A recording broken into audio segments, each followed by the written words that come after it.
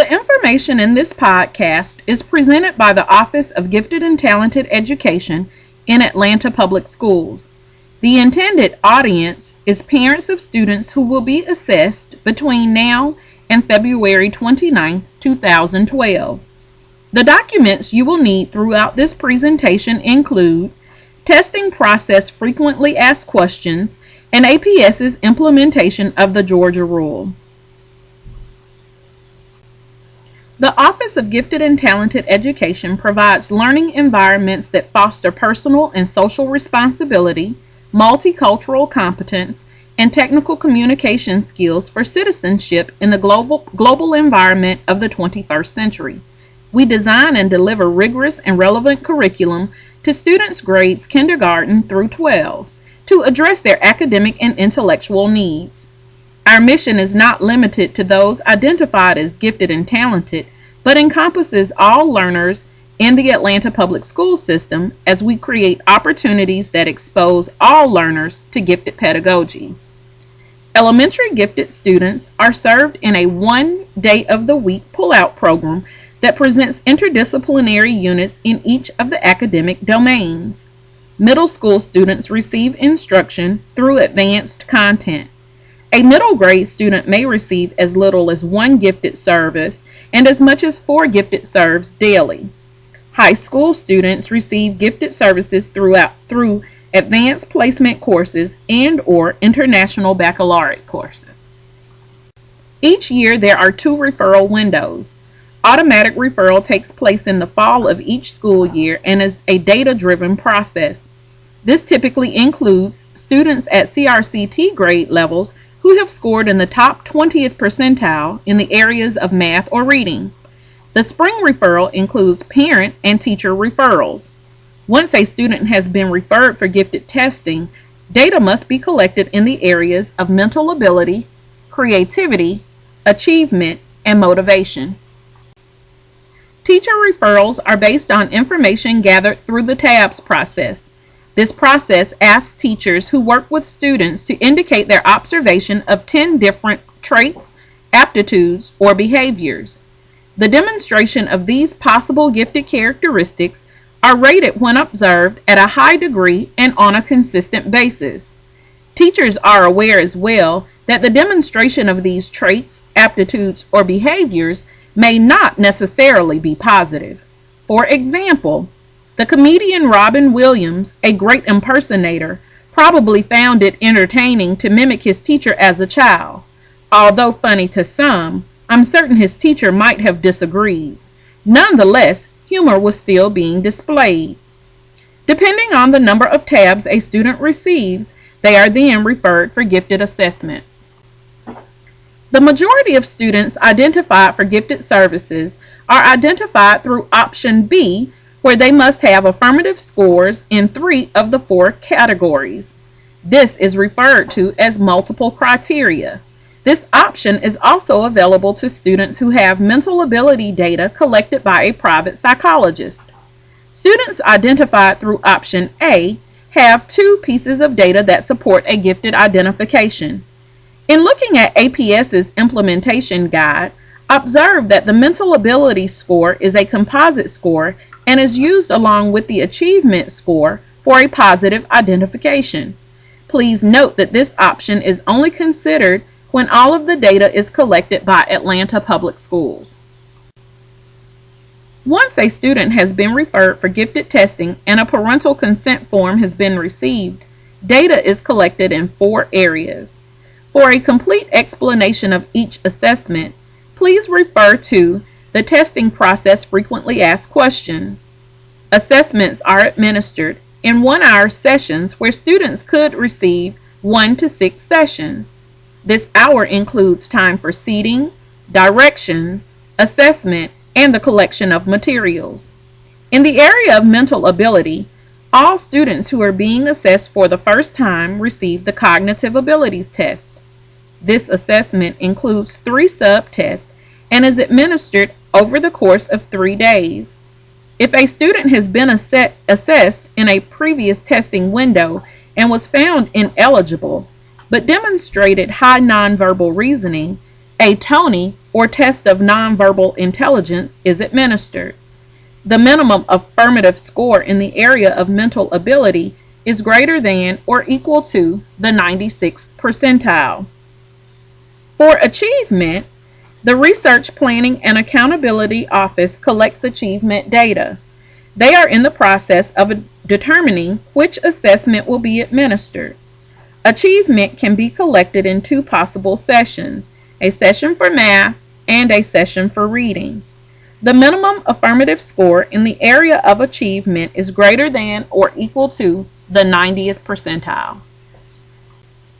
The Torrance test of creative thinking is the initial piece of data that is collected in the area of creativity. This is a timed, nationally normed assessment that takes place in one session. The minimum affirmative score in the area of creativity is greater than or equal to the 90th percentile. Academic products and performances can be used as supporting documentation in the areas of achievement, creativity, or motivation, and are blind scored by at least 3 trained scorers. Although acceptable in 3 different areas, the same product or performance can only be used once to support a gifted identification. Academic products are lessons facilitated by the regular education teacher in an untimed session. Academic performances include, but are not limited to, being a district level winner in the Spelling Bee, Geography Bee, or One Fair.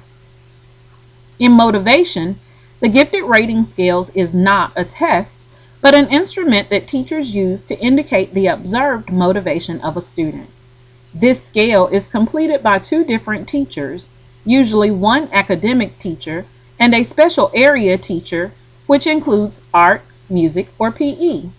The higher of the 2 scores is accepted. The minimum affirmative score in the area of motivation is greater than or equal to the 90th percentile. Middle and high school students participating in advanced content courses who have a semester grade of 90 or above supports identification, as well as the 2-year core cumulative average for grades 8 and above, where the student has a GPA of 3.5 or greater. Nationally normed test data collected by the Office of Gifted and Talented Education will only be collected every other year.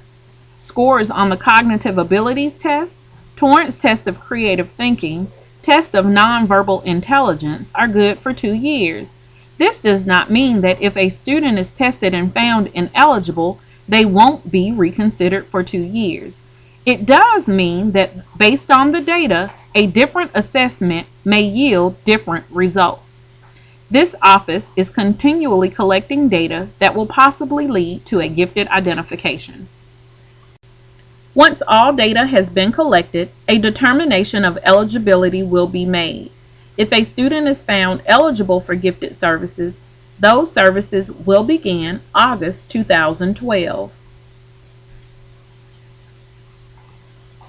Please place this eligibility report with your family's other vital records. If your family moves, having this report will prevent a break-in service. The gifted rule is a state rule, therefore students identified in APS are also eligible for gifted services in all of the other school systems in Georgia. Once a student has been identified for gifted services, services continue without reassessment as long as the student maintains positive performance in the regular classroom and the gifted classroom. If a student is found ineligible, data collection possibly continues. There are many pieces to the puzzle of assessing and identifying a student for gifted services. If a student is assessed and found ineligible, the question is asked, what does the data say about the student? For some, the data indicates that no further action is necessary. For others, we take a second look attempting to gather additional information that would support a gifted identification. Please know that it is the spirit of the Office of Gifted and Talented Education to identify and serve students while creating a healthy gifted culture throughout Atlanta Public Schools. In summary, There are a couple of important points to take away from this informational. If you have received a request to have your student assessed, please explain the process to the student. Students tend to do better when they are aware of what to expect. Testing can take place at any time between now and February 29th. Due to testing volume and the day-to-day events that take place in schools, there is no way to communicate the specific date or time your child will be assessed. Please have your student well rested, fed, present, and on time for school each day between now and the 29th. Absenteeism delays completion, which delays results. We have asked assessors to begin each session by asking, "Do you feel well today?" This will prevent the testing of sick children. The child will be returned to class and the session will be made up. Tests are sent outside of the district to be scored, and that scoring takes anywhere from 6 to 8 weeks. Once the results have been received, it also takes time to make a determination of eligibility. If you take winter break, spring break, and makeup sessions into consideration, the 8th week is into the month of May. Please be patient with the gifted teacher at your child's school, as results will be made available as soon as possible.